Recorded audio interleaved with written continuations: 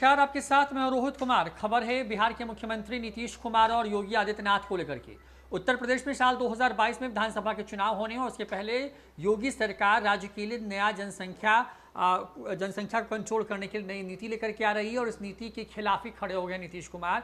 नीतीश कुमार ने ये साफ कर दिया है कि कुछ राज्य अपने अपने हिसाब से नीति बना रहे हैं, यानी कि कानून ला रहे हैं, लेकिन ज़रूरत इस बात को लाने की नहीं है, बल्कि फोकस इस बात पर करने की ज़रूरत है कि इसको कंट्रोल करने के लिए जो जड़ में जो फैक्टर है उसकी तरफ जाया जाए, और वो है महिलाओं की शिक्षा पर विशेष ध्यान देना। किस तरीके से नीतीश कुमार ने एक तरीके से योगी आदित्यनाथ के उस पूरी नीति को ही काट दिया है, जिसको लेकर के चुनाव से पहले योगी आदित्यनाथ को लेकर के जो है देश भर में चर्चा हो रही है। सुनवाते हैं। तो आप क्या ये महसूस करते हैं कि भारत में ये समय आ गया है कि राष्ट्रीय स्तर पर जनसंख्या नियंत्रण के लिए एक ठोस कानून बनाया जाए, या सिर्फ अवेयरनेस से ही काम चलाया जाए? आपका क्या विचार है?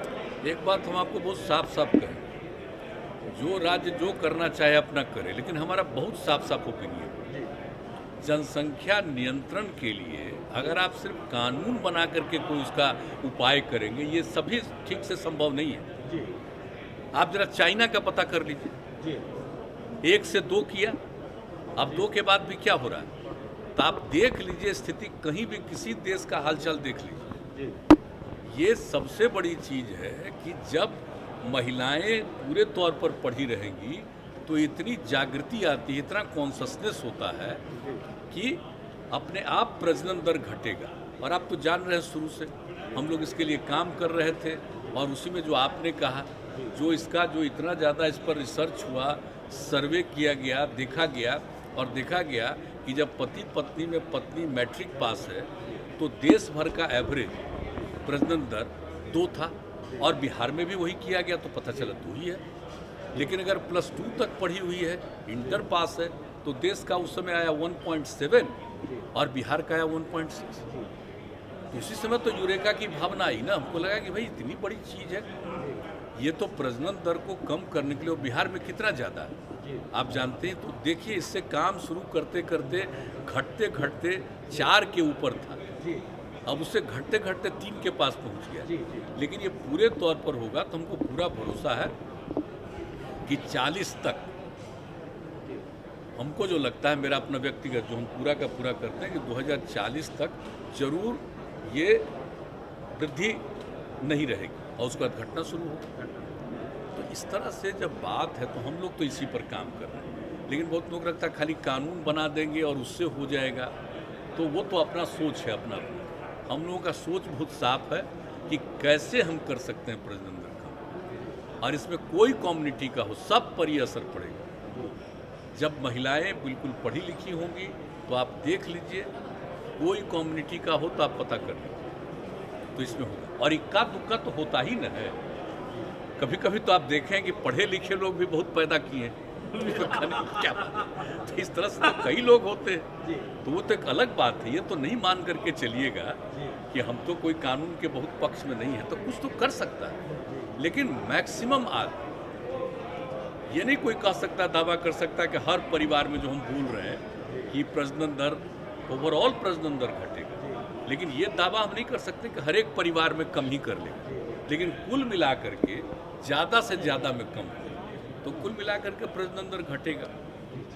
तो इसलिए हम लोगों का तो यही राय है। बाकी हमको तो अब अलग अलग राज्य का है, लोगों का अपना अपना सोच है, तो अपने ढंग से करें, लेकिन हमको जो लगता है कि इससे कितना इफेक्टिव हो रहा है, मैंने मैक्सिमम न बिहार का था प्रजनन दर, तो कितना घटा है और कितना तेजी से घट रहा है, ये साधारण बात नहीं, बहुत अच्छी बात है।